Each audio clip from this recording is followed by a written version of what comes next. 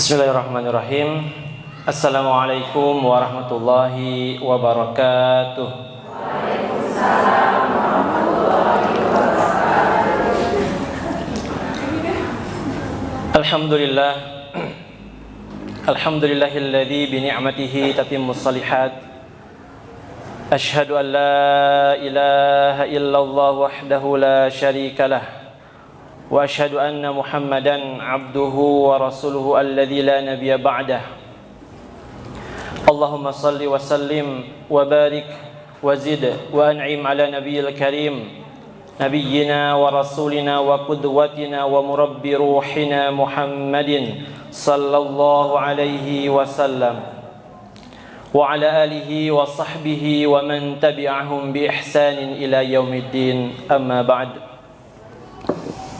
Allahumma ati nufusana taqwaha wa zakkiha anta khairu man zakkaha anta waliyuha wa maulaha. Allahumma habbib ilayna al-iman wa zayyinhu fi qulubina wa karrih ilayna al-kufra wal fusuqa wal isyan waj'alna minar rasyidin. Allahumma inna nas'aluka ilman nafi'an wa rizqan tayyiban wa amalan mutaqabbala. Allahumma arzuqna fahman nabiyyin wa hifdzal mursalin wa ilhamal malaikatil muqarrabin. Rabbana hab lana min azwajina wa dhurriyyatina qurrata a'yun waj'alna lil muttaqina imama. Faqala Allah ta'ala fi kitabihil karim, a'udzu billahi minasy syaithanir rajim.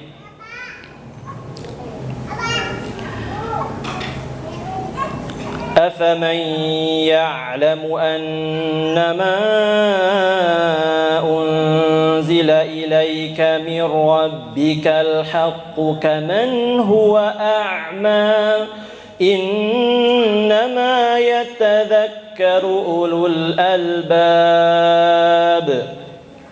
الذين يوفون بعهد الله ولا ينقضون الميثاق والذين يصلون ما أمر الله به أن يوصل ويخشون ربهم ويخافون سوء الحساب والذين صبروا ابتغاء وجه ربهم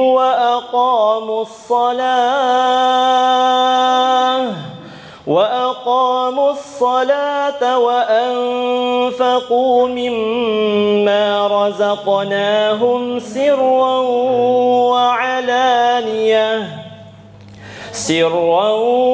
وعلانية ويدرؤون بالحسنة السيئة أولئك لهم عقبى الدار جنات عدن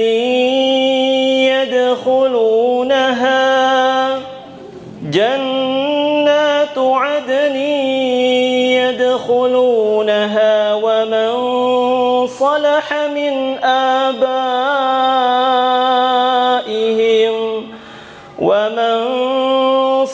من آبائهم وأزواجهم وذرياتهم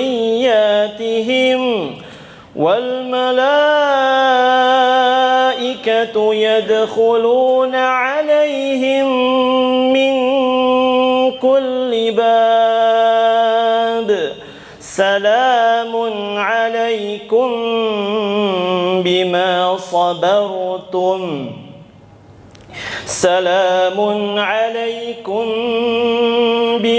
صبرتم فنعم عقبى الدار. اللهم ارحمنا بالقرآن.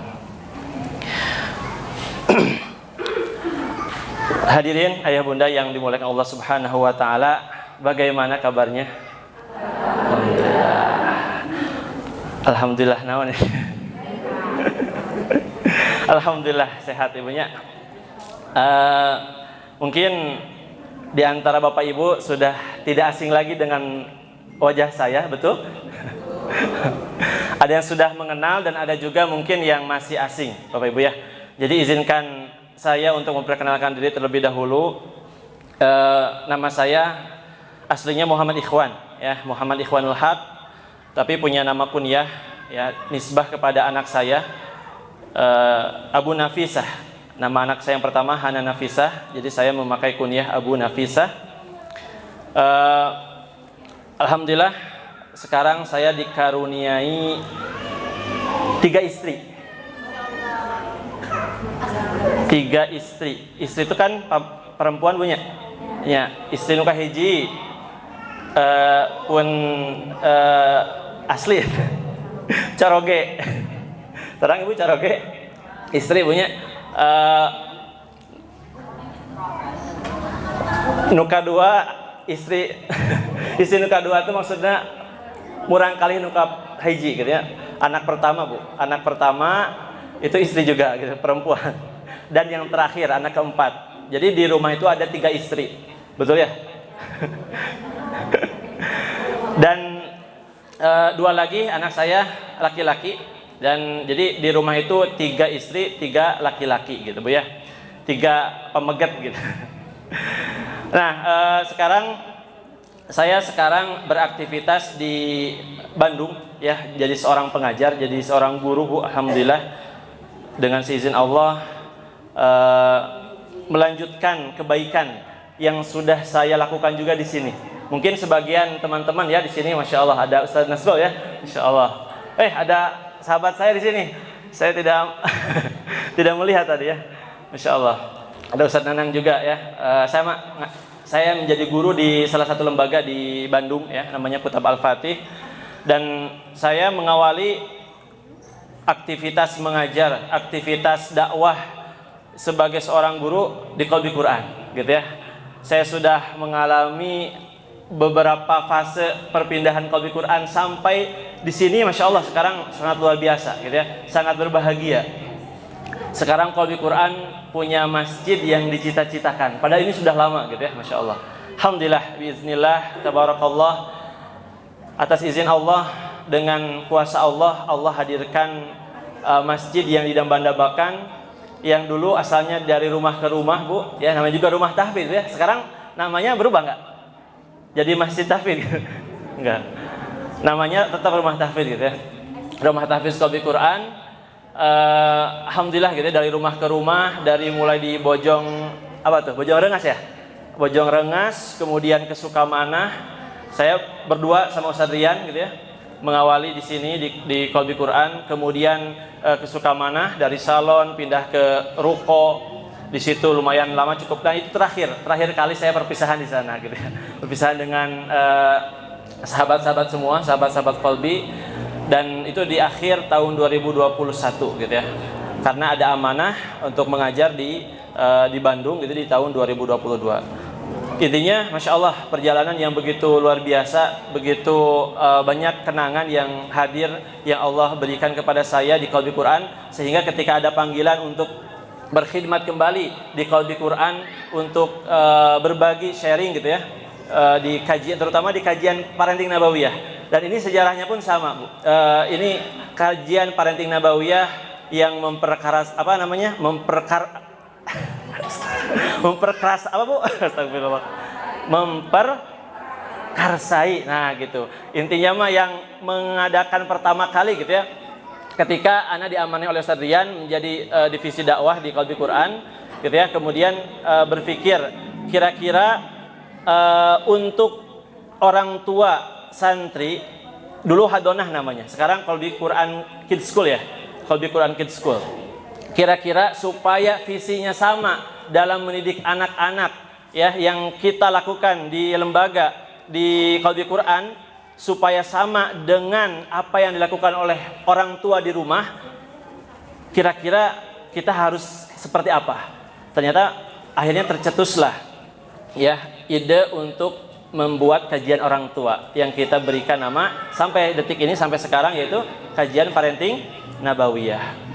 Yang sekarang lagi marak-maraknya, betul nggak Bu? Parenting ya di media sosial, YouTube ya, di mana kita lihat media sosial kita sudah banyak sekali gitu ya. Banyak sekali ilmu-ilmu yang kita dapatkan dari guru-guru kita juga, banyak sekali ustadz-ustadz yang membahas parenting gitu ya. Dan parenting ini sengaja disematkan kata nabawiyah. Ini menjadi hal yang penting juga gitu Bapak Ibu.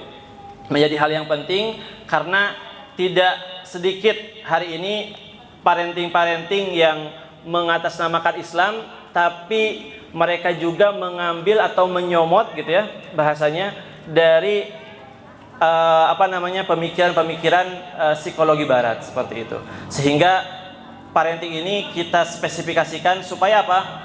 Supaya parenting ini benar-benar mengambil inspirasi pendidikannya, inspirasi pengasuhan anaknya dari sosok yang paling mulia, suri teladan yang paling agung ya, yang menjadi panutan kita semua, menjadi suami terbaik, ayah terbaik, kakek terbaik ya. Siapa beliau? Nabi Muhammad sallallahu alaihi wasallam. Ya.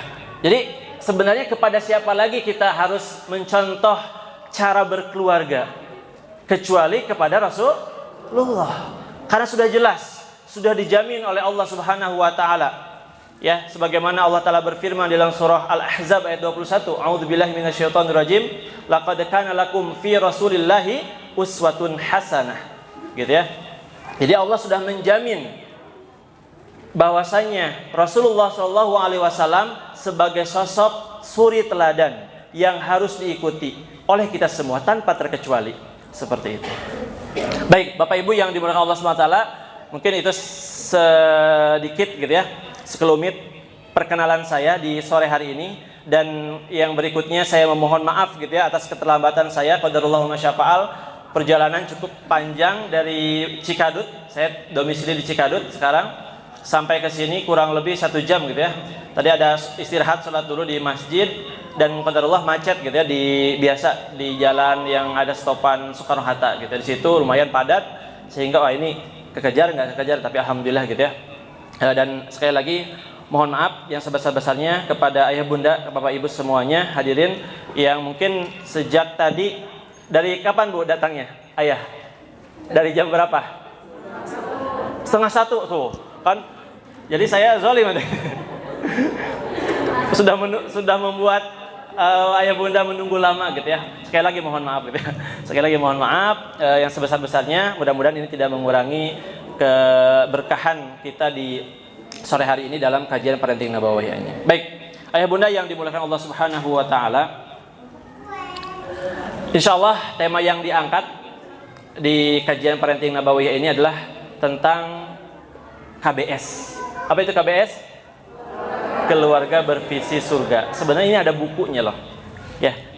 Coba ada yang punya buku KBS Keluarga Bervisi Surga? Ada? Coba acungkan tangan. Acungkan tangan enggak apa-apa? Masya Allah. Cuma satu? Bapak ada? Adanya buku catatan ini Pak ya? Catatan hutang. Cuma satu? Gak apa-apa, berarti ini masih asing berarti ya. Nah, Keluarga Bervisi Surga ini adalah sebuah buku karangan seorang ustadz di Sukoharjo. Ini juga ustadz yang menjadi favorit saya juga. Beliau produktif menulis buku, namanya Ustadz Ibnu Abdul Barri. Ya, namanya sama seperti saya, itu nama penanya gitu. Beliau penulis banyak sekali buku, belasan buku beliau tulis yang berkaitan dengan tadabur banyak sekali. Nama aslinya Ikhwanuddin, yang hampir sama dengan saya namanya gitu ya. Beliau sangat produktif dan terakhir beliau menulis buku tentang khutbah ya, tentang khutbah Jumat versi tadabur gitu ya, Masya Allah. Nah, di salah satu bukunya yaitu tentang keluarga bervisi surga. Ya, tentang keluarga bervisi surga. Dari judulnya saja mungkin kita sudah menerka atau sudah terbayang di dalam benak kita bahwasanya pembahasan di kajian sore hari ini adalah berbicara tentang kemana arah keluarga kita, seperti itu. Ya, ini menjadi tazkirah, menjadi pengingat untuk kita semua. Sebenarnya bahtera rumah tangga kita itu mau dibawa kemana?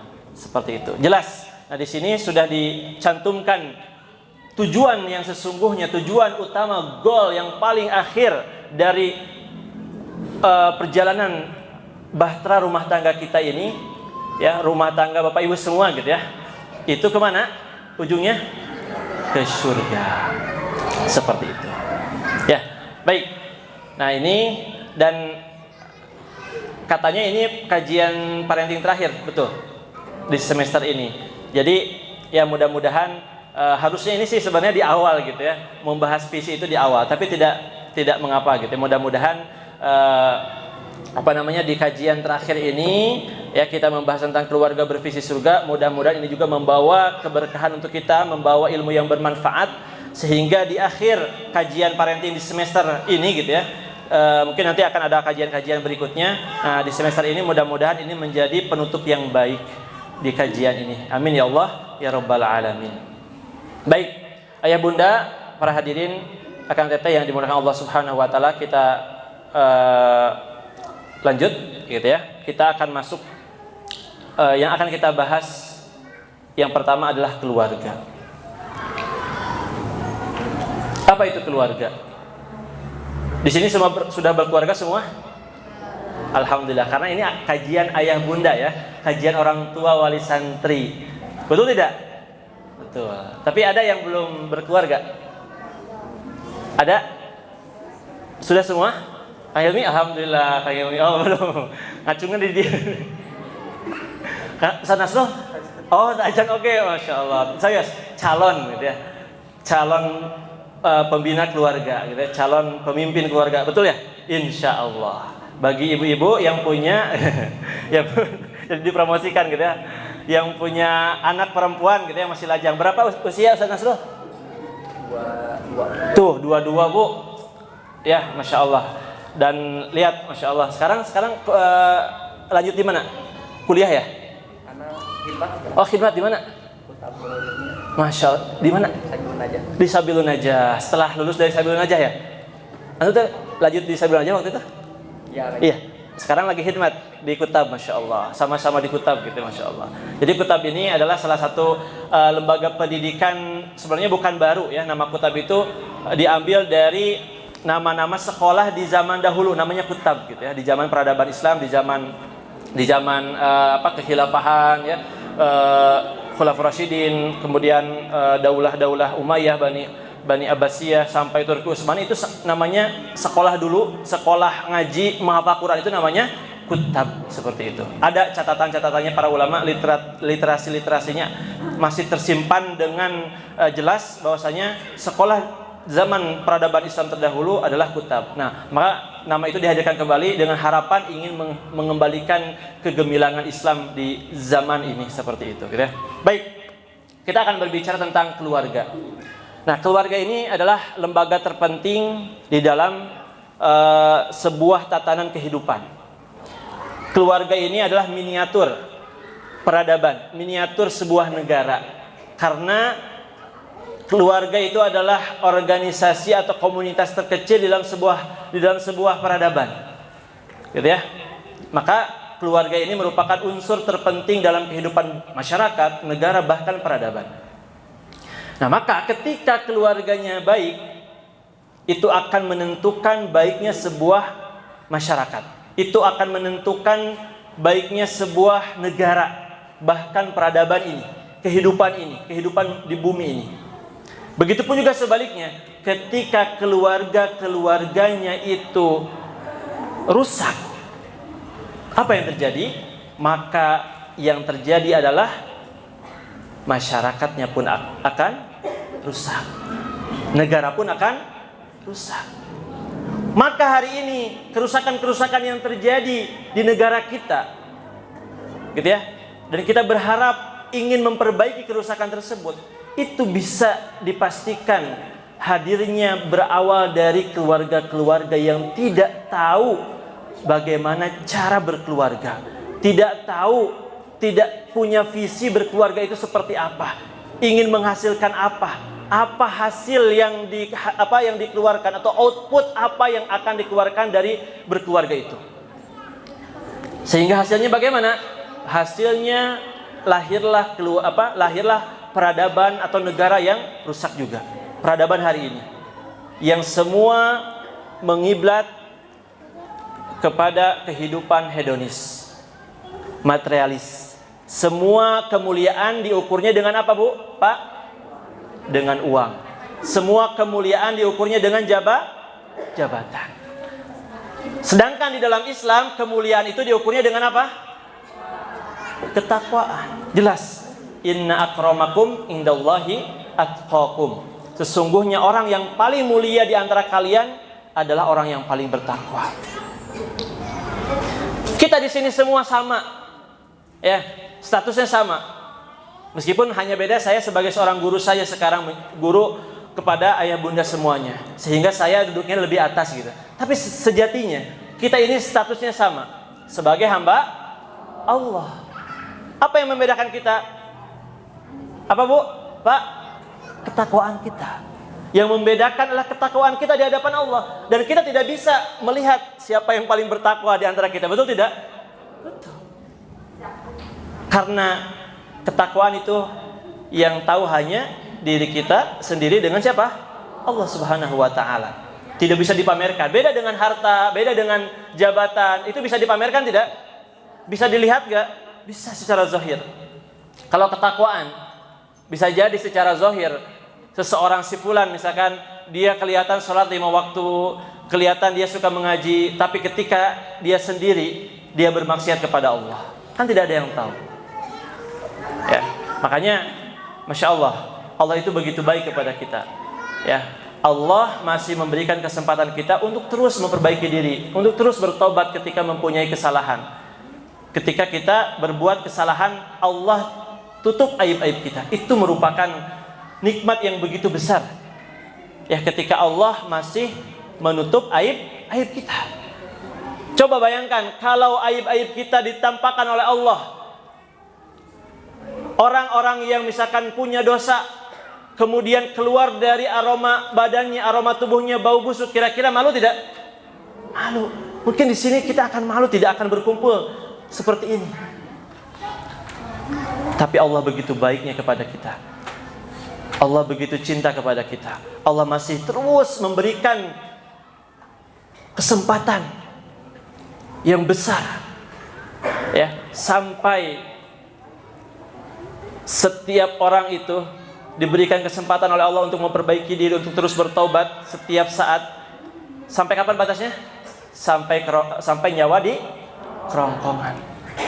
Selama nyawa belum di kerongkongan, terus perbaiki diri kita, terus bertaubat kepada Allah Subhanahu wa taala.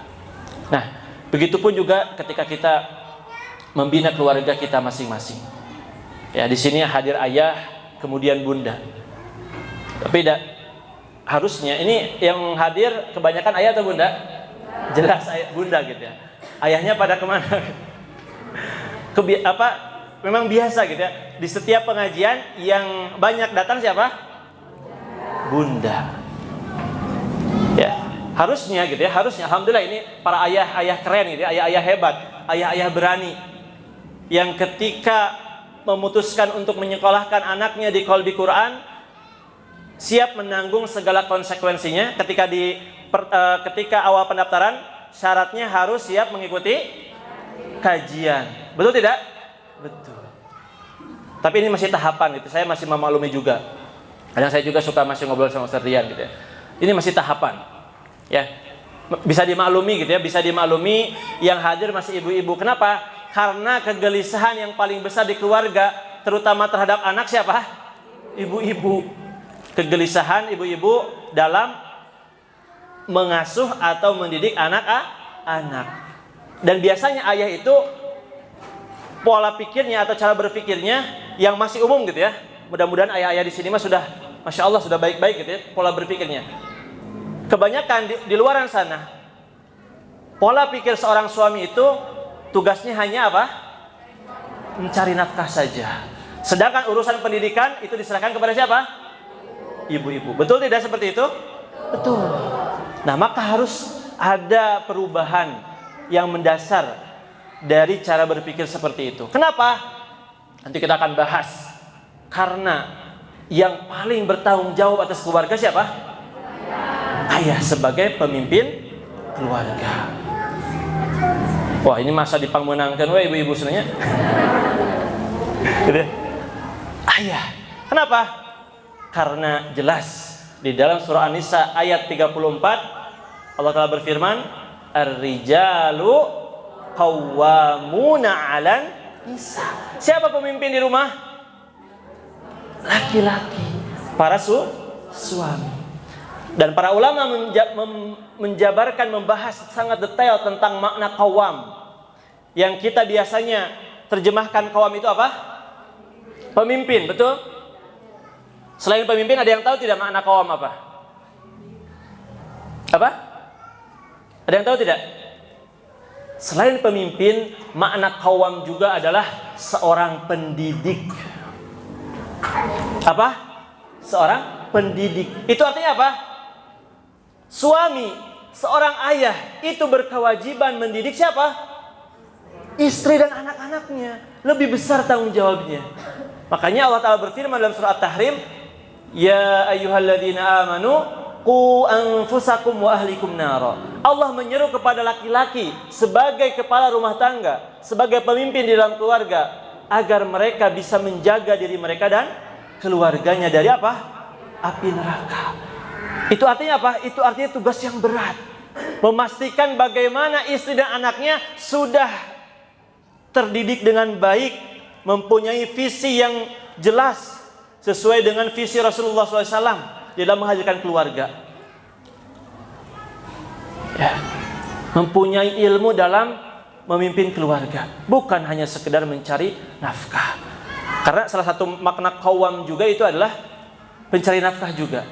Dari kata kiwam, kiwam itu penopang, yang menopang, yang menegakkan perut, gitu ya. Salah satu makna yang lain juga adalah qawwam itu dari qimah, ada nilai di situ. Kemudian ada yang maknanya itu ini, saya lupa lagi bahasa Arabnya, gandum. Ya.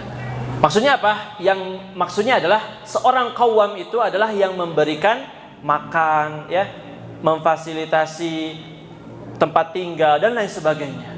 Tapi kadang yang terlupakan oleh para suami, oleh para ayah itu adalah urusan mendidik. Ya. Baik. Ayah bunda yang dimuliakan Allah Subhanahu wa taala, itu tentang keluarga. Kenapa kita bahas tentang keluarga? Ya, sebenarnya panjang gitu ya. Kalau kita bahas tentang keluarga itu dan potret-potret keluarga dalam Al-Qur'an itu sangat luar biasa. Ya. Makanya dalam Al-Qur'an ada satu surah yang Allah dedikasikan, namanya itu tentang keluarga. Keluarga apa? Keluarga Imran. Kalau ayah bunda di sana, kalau ayah bunda mentadaburi keluarga Imran ini, inilah cerminan keluarga yang luar biasa yang Allah hadirkan dalam Al-Qur'an, yang harus kita contoh. Ya. Baik. Izin terlebih dahulu ya. Bismillah.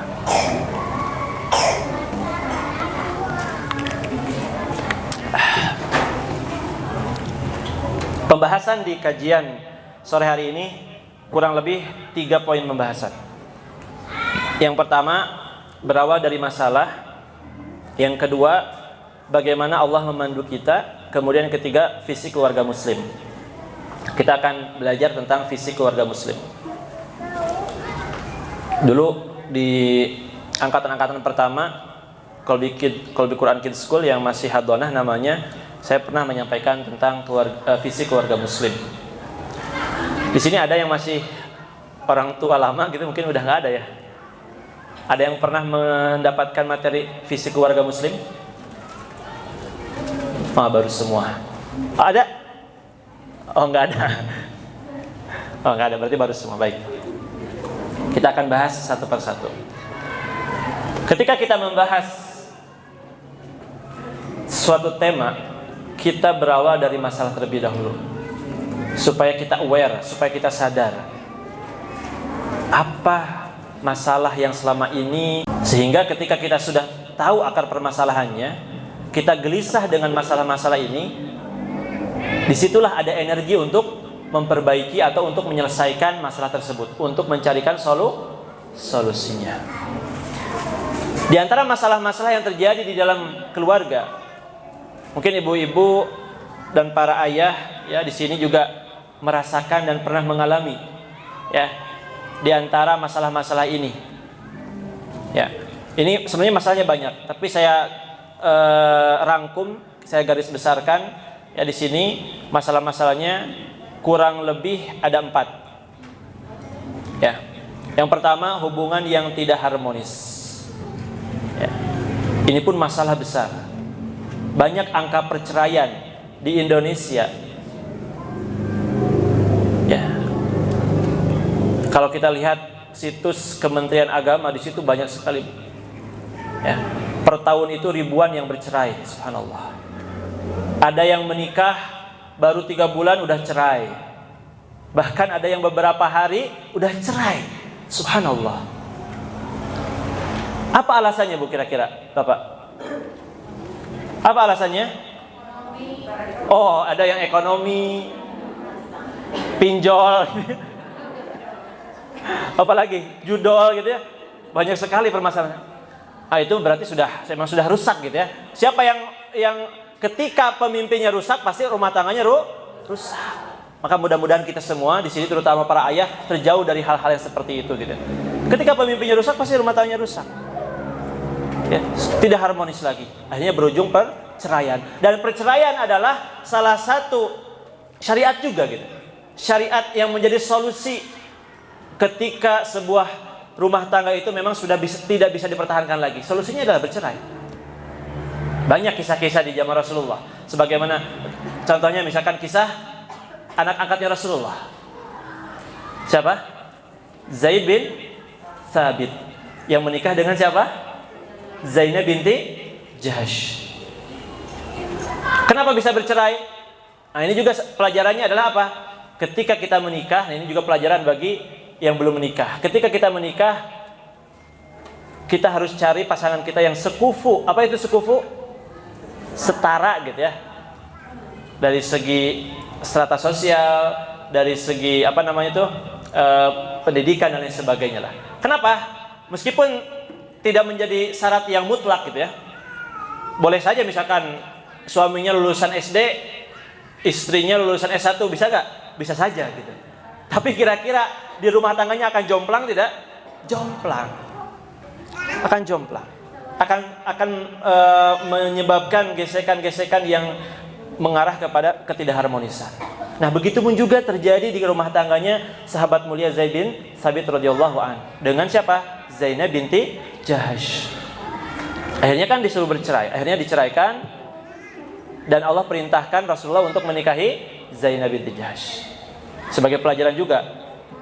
Apa pelajarannya? Bahwasanya kita ini boleh menikahi mantan istri anak angkat kita. Itu pelajarannya, salah satu di antaranya. Ya kalau dulu kan diharamkan katanya, karena kan ini anak angkat. Tapi Allah menyatakan bahwasanya, Rasulullah pun mencontohkan bahwasanya dihalalkan, diperbolehkan. Misalnya kalau kita punya anak angkat nih, bukan anak kandung kita, anak angkat menikah kemudian cerai, kita bisa menikahi mantan istrinya. Seperti itu. Nah, itu hubungan yang tidak harmonis terjadi ketika tidak adanya tadi sekufu. Gitu ya, atau masalah-masalah yang ada di masing-masing pasangan, baik itu suami ataupun istri. Dan juga ada sering miskomunikasi. Ini juga sering, saya pun mengalami gitu ya. Apalagi seorang perempuan yang kadang komunikasinya itu komunikasi tidak langsung. Betul ibu-ibu? Betul. Harus paham, harus peka ya. Ya. Ya. Tepeka bapak mah gitu ya, bisa segitu. Ya, abi masuk tepeka gitu. Gitu. Adanya miskomunikasi. Yang mana bagi para ayah dituntut untuk lebih peka lagi kepada seorang istri. Karena seorang istri ini sifat dasarnya pemalu. Gitu ya. Dan perasa juga. Tidak sebelak-belakan para suami. Tapi ada juga ibu-ibu yang belak-belakan, ada Bu? Ada gitu ya. Tepak awai langsung ibunya. Dalam mendidik anak misalkan ya, misalkan ibu sudah capek gitu ya, seharian mendidik anak, sama suami juga capek seharian kerja. Nah inilah pentingnya komunikasi, ya, pentingnya komunikasi. Kalau saya pribadi nih juga sebagai gambaran gitu, sebagai sharing, saya berkomitmen, dan ini pun sebagai kewajiban saya sebagai seorang ayah yang sudah mengilmui diri sebagai seorang ayah, dan komitmen saya sebagai wali santri, saya juga sebagai wali santri di Kutab Al-Fatih, ya, yang mana orang tua itu harus, terutama ayah harus membersamai anak-anaknya dalam belajar di rumah. Terutama kalau saya bagi tugas dengan istri, Bu, ayah, apa bagi tugasnya? Jadi, nah ini juga sebagai sharing saja gitu ya, sebagai tips ketika supaya di rumah itu balance peran kita mendidik anak-anak kita, maka harus ada pembagian tanggung jawab atau pembagian tugas dalam mendidik. Karena tadi salah satu makna qawam juga adalah pendidik. Jadi bukan hanya tugas ibu-ibu saja. Bagaimana caranya? Caranya luangkan sehari itu minimal paling sebentar, setengah jam atau 1 jam belajar dengan anak, ya, belajar dengan anak, membersamai anak-anak. Kalau saya itu suka berhalakoh, ya, bada maghrib atau bada isya, gitu ya. Yang rutin saya lakukan itu bada maghrib, kalau nggak keburu bada isya, karena itu sebagai kewajiban saya sebagai orang tua. Saya berhalakoh dengan anak saya untuk apa? Untuk menerima setoran hafalannya. Dan jadilah orang tua yang punya cita-cita hafalan anak-anaknya itu selesai di tangan orang tuanya, gitu. Karena zaman dahulu di zaman kebesaran Islam, di peradaban Islam di zaman dahulu, orang-orang para ulama itu hafal Qur'annya dari kapan, Bu? Dari kecil. Imam Asy-Syafi'i rahimahullahu taala, beliau hafal Qur'an di usia berapa? Ada yang tahu? Di usia 7 tahun. Kalau di usia 7 tahun sudah hafal, kira-kira ada campur tangan siapa di sana? Orang tua. Dari usia 3 tahun sudah diajarkan membaca Al-Quran alif batasa. 4 tahun, 3 tahun itu sudah belajar, sehingga tidak memakan waktu yang lama untuk menghafalkan Quran. Nah begitu juga kita tahapi. Ya minimalnya hafal juz 30 di tangan kita. Atau minimalnya lagi, paling minimal hafal apa? Surah Al-Fatihah di tangan kita. Jangan semuanya dikasih ke guru. Mana amal soleh kita sebagai orang tua, yang mana itu akan menjadi pahala jariah untuk kita. Coba bayangkan, Bu, kalau kita mengajarkan Al-Fatihah anak-anak kita, hafalnya di tangan kita, kira-kira selama hidupnya dia sholat, pahalanya ngalir ke siapa? Ke orang tua. Enak tidak? Enak, Bu. Makanya harus punya ajaran seperti itu. Jadi saya punya halakoh dengan anak-anak saya, gitu ya, yang baru konsisten, dia baru yang sekolah gitu ya, baru teteh yang pertama gitu, anak pertama itu berhalakoh dan selalu nagih gitu ya. Saya buka sama seperti majelis ilmu, Bu. Kenapa? Harus membuat majelis ilmu di rumah, memang harus. Kenapa coba? Karena salah satu keutamaan majelis ilmu itu mendatangkan rahmat. Sekarang kita berkumpul di sini, ini mengundang rahmat Allah. Wa ghasyiyathumur rahmah, kata Rasulullah. Dilimpahkan rahmat, dan rahmat itu adalah salah satu penyebab kita masuk surga. Bapak Ibu mau masuk surga tidak? Dan apakah kita bisa masuk surga dengan amalan kita? Belum tentu. Yang bisa memasukkan surga, yang bisa memasukkan kita ke dalam surga adalah rahmat Allah. Nah maka kalau kita ingin banyak dapat rahmat, terutama di rumah kita, di keluarga kita, maka hadirkanlah majlis-majlis ilmu di keluarga kita. Meskipun sederhana, meskipun kita bukan ustadz gitu. Nih para ayah, meskipun saya mah bukan ustadz, meskipun kita bukan ustadz, tapi coba ya dengan sederhana, kan bisa mungkin ya, pembukaan assalamualaikum warahmatullahi wabarakatuh, ya bismillah, kemudian salam, kemudian alhamdulillahirabbil alamin, minimal seperti itu gitu untuk membuka. Itu juga sudah bermajlis ilmu. Kemudian ayo nak setorkan hafalannya atau dihurufkan gitu ya, di kita simak bacaan Al-Qur'annya alif batasa dan lain sebagainya. Minimal seperti itu. Itu sudah mendatangkan rahmat dari Allah Subhanahu wa taala. Bahkan 4 keutamaan majlis ilmu kita akan dapatkan di rumah kita. Yang pertama apa?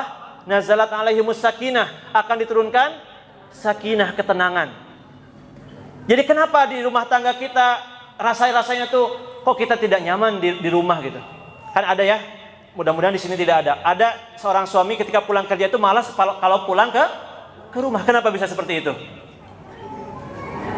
Karena tidak mendapatkan kenyamanan di rumah.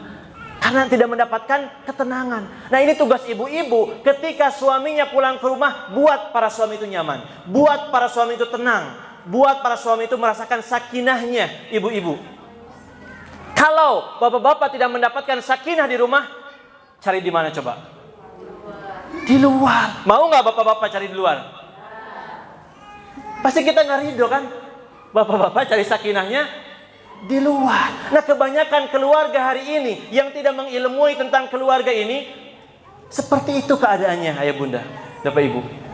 Mereka, para suami terutama di kota-kota besar ya, yang kerjaannya tuh, presurnya dari atasan begitu tinggi, ketika pulang ke rumah, istrinya sibuk dengan HP, tidak menyambut.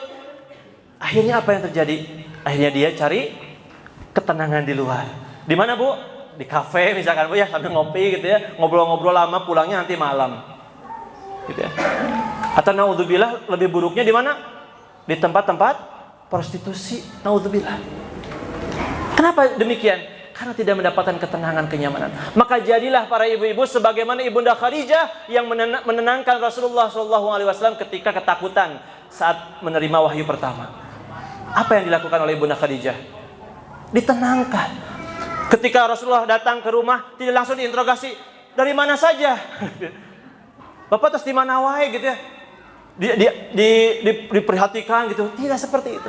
Tapi dibiarkan dulu istirahat, kita dipersilahkan duduk, kita pijiti, kita sediakan minum. Itu yang diinginkan oleh para suami. Maka semua masalah yang didapatkan di tempat kerjanya itu seakan-akan hilang ketika masuk ke rumah. Gitu ya. Makanya itu kenyamanan yang diharapkan di dalam sebuah rumah tangga. Ya, ketika hadir sakinah. Kemudian sakinah yang pertama, sakinah, adanya majelis ilmu itu adanya sakinah.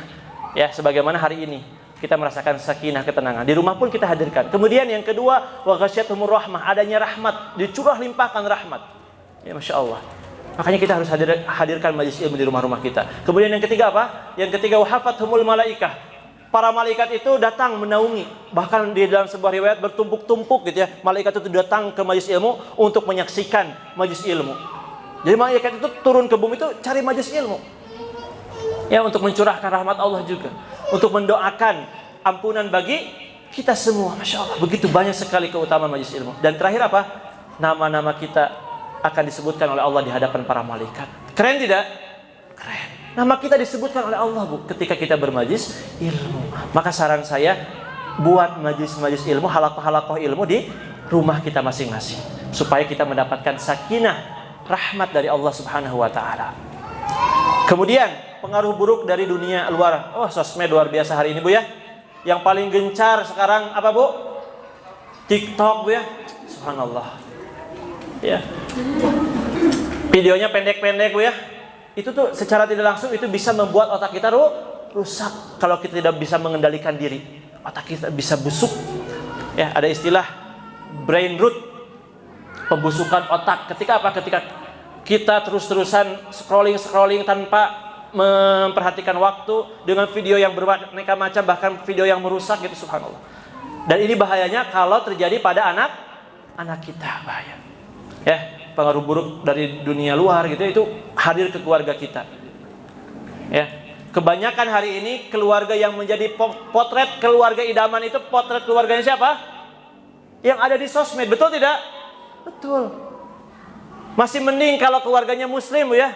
Ini mah yang diidolakan keluarga-keluarga artis-artis yang tidak jelas gitu. Yang ketika mereka itu di media sosial, di sosial media, mereka memperlihatkan kemesraan, memperlihatkan keharmonisan, memperlihatkan apa lagi, Bu? Kebahagiaan. Tapi tidak menutup kemungkinan ketika di rumahnya bahagia tidak? Nggak tahu. Makanya yang harus menjadi patokan kita dalam berkeluarga siapa? Lagi-lagi Rasulullah SAW, bukan sosmed. Dan yang keempat, masalah yang terjadi di keluarga antara orang tua itu adalah kesulitan dalam mendidik anak. Betul tidak? Betul. Perlu ilmu dalam mendidik anak. Dan sebelum kita mendidik anak juga, kita perlu ilmu dalam komunikasi antara suami dan istri. Karena kunci keharmonisan antara suami dan istri itu adalah bisa membangun komunikasi dengan baik. Itu. Pelajarilah bagaimana Rasulullah SAW sebagai seorang suami. Maka ada buku bagaimana menjadi suami terbaik seperti Rasul, ada bukunya. Gitu ya. Seperti itu. Kita lanjutkan. Nah, semua masalah-masalah yang terjadi di luar sana dan bisa jadi terjadi di keluarga-keluarga kita, itu berawal dari mana? Ternyata dari sini semua masalah berawal. Ketika tidak adanya panduan, ketika tidak adanya ilmu yang dimiliki oleh para suami, para istri, para ayah, para bunda di dalam membangun keluarga bervisi surga. Sehingga keluarganya rusak, keluarganya banyak masalah. Gitu ya. Ya, kenapa kita harus punya visi? Kenapa kita harus punya visi? Apalagi kita seorang muslim. Ya, visi seorang muslim. Kita ini diajarkan oleh agama kita agar kita ini tidak hanya sekedar mempunyai tujuan hidup untuk hanya sekedar hidup di dunia, tetapi kita diajarkan oleh Islam, oleh agama kita agar kita mempunyai tujuan itu hidup sampai akhirat. Itu visi kita. Bukan hanya sekedar supaya nanti punya rumah, kamarnya berapa gitu, lantainya berapa, bukan. Punya kendaraan berapa gitu, roda 4-nya berapa, roda 2-nya berapa, bukan itu. Itu mah bonus. Tapi visi seorang muslim itu bukan hanya sekedar berbicara untuk kehidupan dunia yang 100-200 tahun ke depan, bukan. Tapi kita dibiasakan oleh Islam berpikir sangat jauh, yaitu kehidupan setelah kematian, yaitu kehidupan akhirat. Itu pentingnya visi untuk kita semua. Visi seorang muslim dalam berkeluarga. Nah, keutamaan kenapa kita harus mempunyai visi surga, keluarga bervisi surga. Ya, ketika sepasang suami istri sedang membangun bahtera rumah tangga, sedang mengarungi bahtera rumah tangga. Kenapa diistilahkan dengan bahtera? Ini tuh inspirasinya dari Al-Quran loh, Bu, Pak. Kenapa keluarga itu senantiasa diibaratkan sebagai bahtera? Kenapa coba? Ada yang tahu?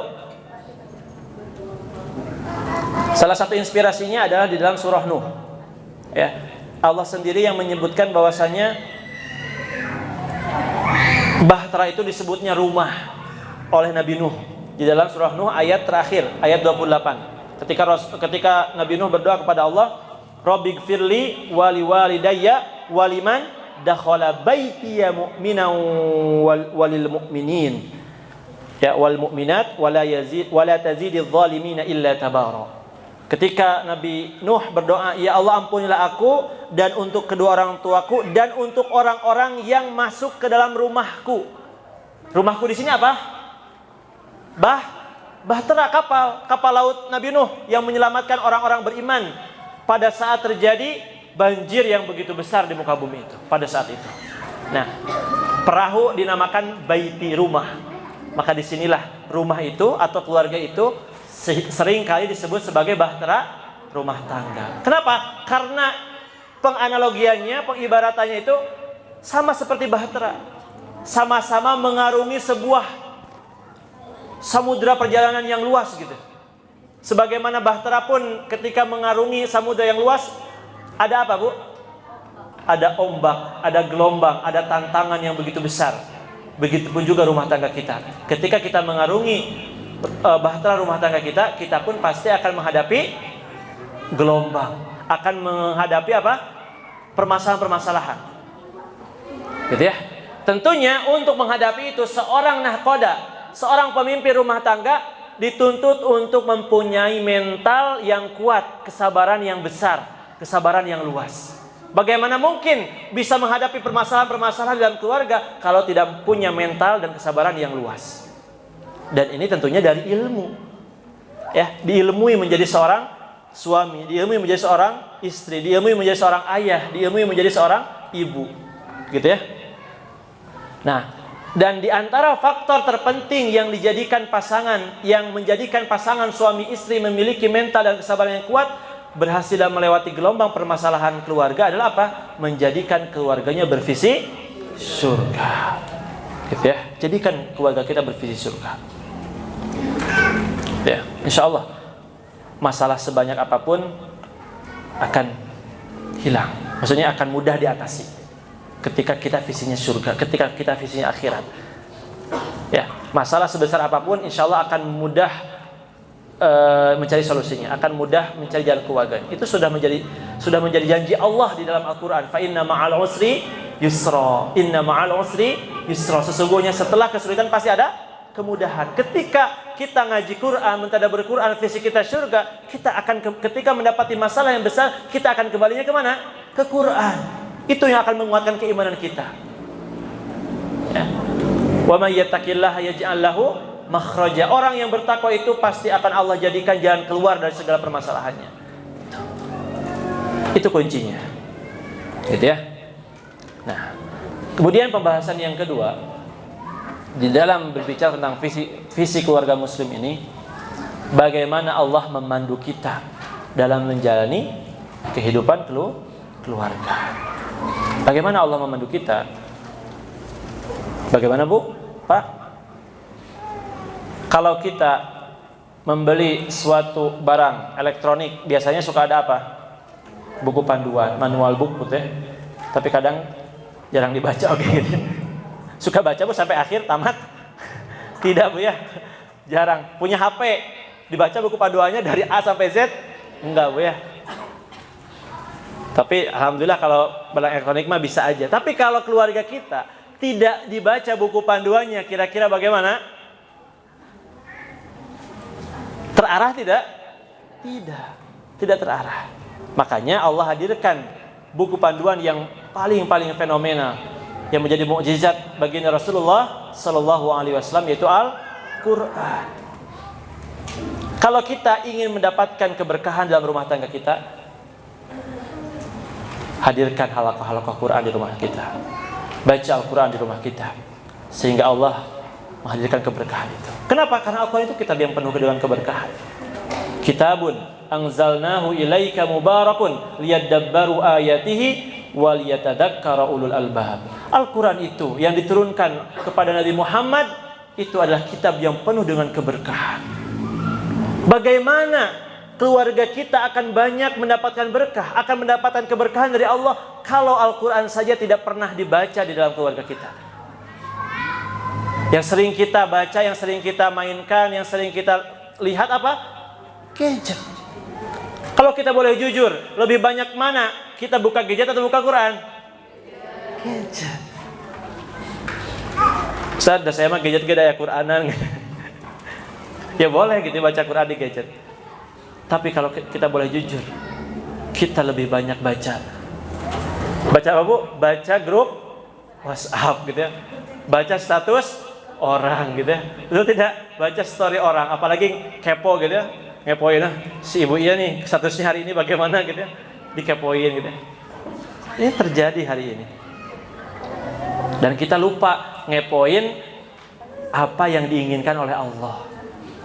Kita lupa membaca surat cinta dari Tuhan kita, sehingga keberkahan itu sedikit sekali hadirnya di rumah tangga kita. Maka solusinya adalah kaji dan pahami Al-Quran ya, itu kuncinya. Dan alhamdulillah hari ini ayah bunda bapak ibu semuanya hadir di tempat yang tepat, di mana lembaga ini adalah lembaga yang mengkaji Al-Quran, yang mempelajari Al-Quran ya, insyaallah. Ada sebuah buku yang luar biasa yang harus terus kita kaji dan belum ada terjemahnya. Masih buku berbahasa Arab gitu ya, yang judulnya Kaifa Yubarrijul Quran al Hayat. Apa judulnya? Bagaimana Al-Quran memprogram kehidupan. Lihat, ternyata program itu bukan untuk elektronik kita Bu, bukan untuk laptop kita, bukan untuk HP kita. Ternyata untuk kehidupan kita pun ada programnya. Dan programnya itu di mana? Semuanya servernya ada di Al-Quran. Dan kitab ini membahas Al-Quran dari urutan turunnya. Jadi surah apa berarti? Surah apa? Al-Alaq. Dibahas, ditadaburi, dikupas satu persatu. Kenapa surah Al-Alaq yang pertama kali turun? Kemudian yang kedua surah Al-Qalam, kemudian yang ketiga surah Al-Muzammil, Al-Mudaththir, Al-Fatihah, Al-Masad dan seterusnya. Dibahas di sini. Dan ini karya seorang dokter yang masih muda, mungkin umurnya seumuran saya gitu, 30-an. Masih muda dari Mesir. Namanya Dr. Abdul Majid Muhammad Ali Al-Ghili. Beliau mengkaji Al-Quran sesuai dengan urutan turunnya kepada Rasulullah, karena Al-Quran itu adalah program bagi kehidupan kita. Nah, ketika kita belajar sirah, Bapak Ibu ya, kan kita belajar ilmu Quran atau ilmu tafsir gitu ya. Kalau ada yang pernah belajar, kan Al-Quran yang pertama itu surah Iqra. Kira-kira apa sih rahasianya? Coba ada yang tahu tidak? Kenapa perintah pertama kali yang Allah hadirkan untuk Rasulullah itu bukan perintah salat, tapi perintah baca? Coba apa hikmahnya? Ada yang bisa menjawab? Ada yang bisa menjawab? Apa hikmahnya? Kenapa perintah pertama itu bukan sholat, Bapak Ibu? Perintah pertama itu Iqra, membaca. Coba kenapa? Karena Iqra itu, membaca itu bagian dari aktivitas kita berilmu. Dan untuk menjalani kehidupan kita ini perlu ilmu. Omong kosong kita bicara peradaban kalau kita masih belum suka membaca. Dan Indonesia dalam survei membuktikan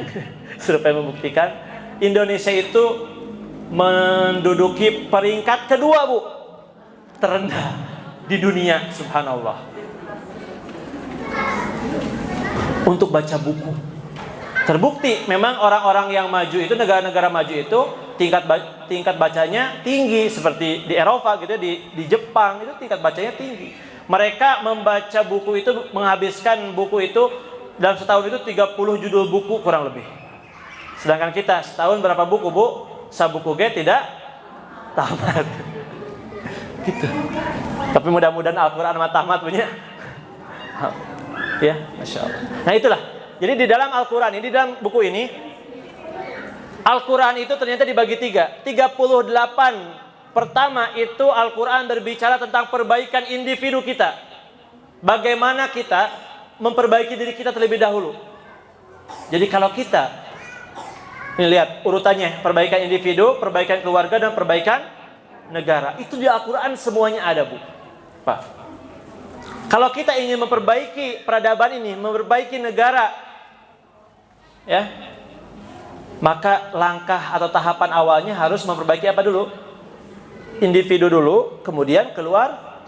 Ketika tadi keluarga-keluarganya menjadi keluarga-keluarga yang bercahaya di rumahnya, sering ada halaqah Quran gitu ya, sering ada dialog-dialog iman, maka insya Allah akan hadir juga masyarakat yang bercahaya. Dan tidak menutup kemungkinan lambat laun Allah akan hadirkan negara yang bercahaya, peradaban yang bercahaya dengan cahaya Al-Quran, dengan panduan Al-Quran. Seperti itu, gitu ya. Jadi panduan kita adalah Al-Quran.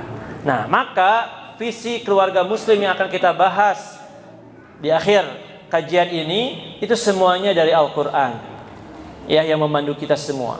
Setidaknya ada 4 pembahasan, ada 4 visi, ya, ada 4 visi keluarga muslim yang harus sama-sama kita ketahui. Bahkan dulu ketika saya tahu pertama kali dari guru saya tentang visi keluarga muslim ini, saya langsung tempel di rumah saya, Bu, di karton. Saya bikin tulisan besar, visi keluarga muslim 1, 2, 3, 4. Itu menjadi apa? Menjadi pengingat untuk kita semua, gitu ya. Menjadi pengingat untuk kita di dalam mengarungi bahtera rumah tangga. Adalah menyejukkan pandangan mata, menjadi orang yang menyejukkan pandangan mata, qurrata a'yun. Itu yang pertama. Kemudian yang kedua, menjadi pemimpin bagi masyarakat yang bertakwa. Kemudian yang ketiga, menjaga diri dan keluarga dari api neraka. Kemudian yang terakhir, mempunyai visi bersama hingga ke surga. Nah, ini keluarga bervisi surga. Ketika visi yang paling puncaknya adalah bagaimana seorang suami dan istri mempunyai cita-cita agar mereka pun bisa bersama-sama lagi di surga. Bersama siapa? bersama keluarganya, anak-anaknya, orang tuanya, keturunan dan seterusnya. Dan itu semuanya akan terjadi tidak? Akan terjadi sebagaimana ayat yang tadi saya baca di mukadimah surah Ar-Ra'd. Ya. Itu berbicara tentang bagaimana nanti kita akan berkumpul di surga. Surah Ar-Ra'd dari tadi saya baca dari ayat 19 sampai ayat 24. Silahkan nanti baca terjemahnya di situ. Ya. Itu tentang apa? Tentang bagaimana nanti orang-orang beriman itu akan berkumpul kembali dengan keluarganya di surga. Baik, kita akan bahas satu-satu. Mudah-mudahan waktunya cukup. Sampai 5:30 ya. Panitia, sampai jam berapa? MC? Sampai 5:30? Iya. Insyaallah sampai 5:30. Ya, mudah-mudahan kita percepat. Tinggal kurang lebih 15 menit lagi. Tadi yang pertama penyejuk mata dan yang kedua pemimpin bagi orang bertakwa. Itu diambil dari satu ayat ini. Ayat yang menjadi doa yang suka kita ucapkan. Sudah hafal belum doa ini? Coba acungkan tangan yang sudah hafal doa ini. Acungkan tangan.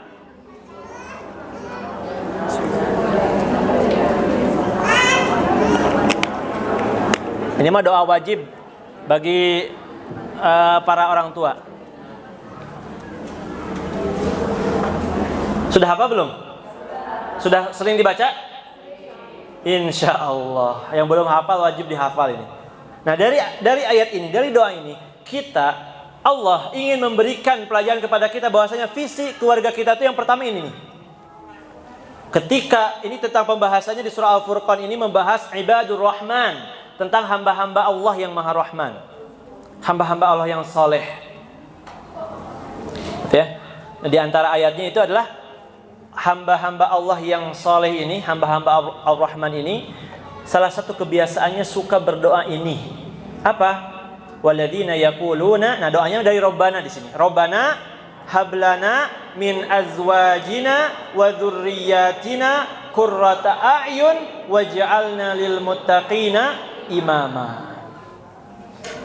Wahai Tuhan kami, wahai Rabb kami, berikanlah atau karuniakanlah kepada kami pasangan-pasangan dan keturunan kami qurrata a'yun, sebagai orang-orang yang menunjukkan pandangan mata. Itu yang pertama. Waj'alna lil muttaqina imama, dan tidak berhenti sampai menunjukkan mata. Tapi permintaan orang-orang yang saleh itu Allah abadikan dalam Al-Qur'an, mintanya selain menjadikan diri mereka, pasangan mereka, keturunan mereka adalah qurrata a'yun. Qurrata a'yun itu enak dipandang, Bu, menyejukkan mata, pikara sepen lah bahasa Sunda mah ya. Membuat orang lain itu senang gitu ya. Bukan hanya sekedar di situ. Jadi kalau kita sudah soleh, tapi tidak cukup di soleh saja, tidak berhenti di soleh saja. Visi kita itu tidak berhenti menjadi diri soleh saja, tidak menjadikan istri solihah saja, tidak menjadikan anak solihah saja, tidak. Tapi harus menjadi orang yang muslih. Apa itu muslih? Mensolehkan orang lain, menjadikan orang lain juga soleh. Maksudnya mengurusi orang lain juga. Maka kata guru saya, orang yang hidupnya itu hanya mementingkan dirinya sendiri, dia akan mati dalam keadaan kerdil. Masya Allah, kalau di Quran di sini banyak sekali program-program sosialnya. Itu dalam rangka apa? Dalam rangka menjalankan perintah Allah. Kita ini hidup itu tidak sendiri, tapi harus bersosial, membantu orang lain, punya empati. Ya, harus ini adanya lembaga pendidikan. Ini tujuannya apa? Agar kita ini bukan hanya untuk soleh jadi diri sendiri, bukan. Diri sendiri saja yang soleh, bukan, tapi harus mensolehkan juga atau memberikan pengaruh kebaikan kepada orang lain. Dan yang paling puncaknya adalah menjadi pemimpin. Ketika pemimpinnya baik, kira-kira masyarakatnya baik tidak? Baik juga. Tapi di sini ada sebuah pelajaran untuk menghadirkan pemimpin yang baik. Ini pemimpin baiknya bagi siapa? Pemimpin baik di tengah orang-orang yang buruk, atau pemimpin baik di tengah orang-orang yang bertakwa? Ini adalah sebuah idealisme yang tinggi. Ini doa kita berharap kepada Allah agar Allah menjadikan kita pemimpin di tengah orang-orang yang bertakwa. Itu artinya apa? Lihat, Al-Quran itu tidak pernah kebetulan. Al-Quran itu mukjizat. Ketika Allah memberikan susunan, mendahulukan lil muttaqina dari imamah. Harusnya kan waja'alna imaman lil muttaqin. Itu urutan bahasa Arab itu seperti itu harusnya. Ya, tapi kenapa Allah mendahulukan lil muttaqina terlebih dahulu kemudian imamah di akhir? Kenapa? Apa pelajarannya? Pelajarannya adalah untuk menghadirkan pemimpin yang adil, yang kita harapkan bisa mensejahterakan rakyat. Itu harus berawal dari masyarakat yang bertakwa. Hari ini pemimpin kita siapa? Pemimpin di Jawa Barat siapa? Ya. Ketika pemimpin di Jawa Barat hadir, misalkan tidak sesuai dengan harapan kita sebagai orang muslim, betul tidak? Ya. Itu cerminan apa? Karena bisa jadi masyarakat Jawa Barat mayoritasnya masih belum paham agama. Misalkan kalau 60% yang memilih pemimpin Jawa Barat hari ini, misalkan, itu berarti masyarakat itu cerminan siapa? Apaan? Kebalik, pemimpin itu cerminan masyarakatnya. Berarti PR kita masih banyak. Kita ini harus terus memperbaiki masyarakat kita. Dari mulai pribadi-pribadi kita, kan di sini disebutkan, lihat tahapannya menjadikan qurrata ayunnya siapa dulu? Pasangan-pasangan dulu, dari mulai suami istri dulu. Bagaimana kita mau menjadikan anak-anak kita solih-solihah kalau kitanya belum solih-solihah? Karena kesolihan anak kita itu tergantung kesolihan kita. Jauh panggang dari api kalau kita berharap anak solih, kitanya belum solih. Kita berharap anak bisa baca Quran, kitanya belum bisa baca Quran. Jauh panggang dari api itu namanya. Ya, seperti itu. Maka kesolehan orang tua itu akan berpengaruh besar kepada kesolehan anak. Maka tahapannya solehkan diri kita dulu, pasangannya ayah bunda, kemudian insya Allah anak-anak kita pun akan solih-solihah. Dan kita senantiasa berdoa kepada Allah. Dan akhirnya masyarakat kita, negara kita pun akan solih. Ini, gitu ya, ini kuncinya. Kemudian yang kedua, yang ketiga Bu ya, ini visi yang ketiga, menjaga diri dari dan keluarga dari api neraka. Lagi-lagi, ini pelajaran yang sangat mahal. Bahwasanya tadi, seorang kepala rumah tangga itu bukan hanya sekedar memberikan nafkah, tetapi seorang kepala rumah tangga, seorang suami, seorang ayah itu tanggung jawabnya begitu besar. Apa itu? Menjaga dirinya, istrinya dan anak-anaknya dari api neraka. Besar tidak? Besar, sangat besar kita tanggung jawabnya. Kalau tidak diilmui dengan baik, tidak akan bisa gitu. Makanya guru saya sering menyampaikan, jangan, ini terutama bagi yang belum menikah nih, jangan berani-beraninya menikahi anak orang kalau belum bisa menyelamatkan dirinya dari api neraka. Maksudnya belum bisa mensolehkan dirinya, jangan berani sudah mengambil anak perempuan orang lain gitu. Maksudnya ingin menjadikan istri gitu. Kalau kitanya belum baik, makanya perbaiki terus diri kita nih yang belum menikah. Karena tugas kita adalah menyelamatkan anak orang lain itu dari siapa? Dari apa? Dari api neraka. Yang mana api neraka itu digambarkan oleh Allah dalam surah At-Tahrim ini apa? Waquduhan nasu wal hijarah. Bahan bakarnya adalah manusia dan batu. Kita manusia, nauzubillah, kita mudah-mudahan bukan kita. Manusia yang akan menjadi bahan bakarnya, coba. Mau kita jadi bahan bakarnya? Tentunya tidak mau. Yang mana penjaganya adalah malaikat. Ya, alaiha malaikatun ghiladun syidad, yang berperangai sangat kasar, lagi keras. Gak ada malaikat kompromi nanti di neraka. Terus aja gitu ya, menyiksa orang-orang yang di neraka, nauzubillah. Ya, la ya'sunallaha ma amarahum, tidak pernah bermaksiat, tidak pernah mendurhakai perintah Allah, wa yaf'aluna ma yu'marun, dan senantiasa terus mengerjakan perintah Allah. Nah, ini penting sekali. Dan di antara tafsir di dalam ilmu Katsir disebutkan, Imam Ali radhiyallahu anhu pernah berkata tentang ayat ini, ya, tentang bagaimana seorang pemimpin rumah tangga itu menjaga istri dan anak-anaknya dari api neraka. Apa maksudnya adalah addibuhum muallimuhum, jagalah atau didiklah mereka, istri dan anak-anak kalian, para suami, para ayah, didiklah istri dan anak-anak kalian dan ajarilah mereka ilmu. Itu artinya apa? Seorang kepala rumah tangga itu dituntut lebih berilmu daripada anggotanya, dituntut untuk lebih berilmu daripada istri dan anak-anaknya. Kenapa? Karena tugasnya mendidik, mengajarkan. Maka harusnya yang banyak datang ke majelis ilmu siapa? Bapak-bapak. Nah berarti ibu-ibu nih yang belum datang bapak-bapaknya, tanya gitu ya, atau ajak gitu.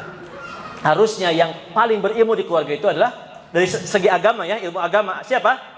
Bapak-bapak. Karena mereka yang akan menyelamatkan diri ibu-ibu dan anak-anak dari api neraka gitu. Paham ya sampai di sini ya? Itu yang ketiga dan terakhir. Nah, cukup Hamzah. Itu berkumpul kembali di surga. Ini tujuan yang paling tinggi. Ya. Tujuan yang paling besar, goalsnya keluarga kita tuh di surga. Itu di surah At-Tur ayat 21. Walladzina amanu wattaba'athum dzurriyyatuhum biimanin alhaqqna bihim dzurriyyatahum wa ma alatnahum min amalihim min syai' kullu imri'in bima kasaba rahin.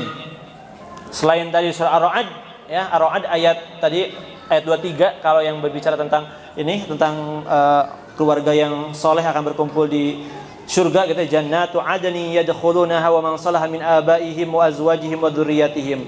Surga Aden itu adalah mereka yang akan memasukinya adalah orang-orang yang salih, yang beriman. Mereka adalah orang tua, pasangan-pasangan, keturunan gitu itu. Ya, mereka akan berkumpul kembali di surga. Dan di antaranya juga ayat ini surah At-Tur ayat 21, walladzina dan orang-orang amanu, orang yang beriman. Jadi syaratnya adalah beriman terlebih dahulu, yakin kepada Allah dan hari akhir. Wattaba'athum dzurriyyatuhum, dan keturunan mereka yang mengikuti mereka, yang sama dengan mereka, biimanin, sama apanya? Bukan sama kekayaannya, bukan sama kedudukannya, bukan sama jabatannya, tetapi sama-sama keimanannya, sama-sama ilmunya, sama-sama visinya. Itu surga.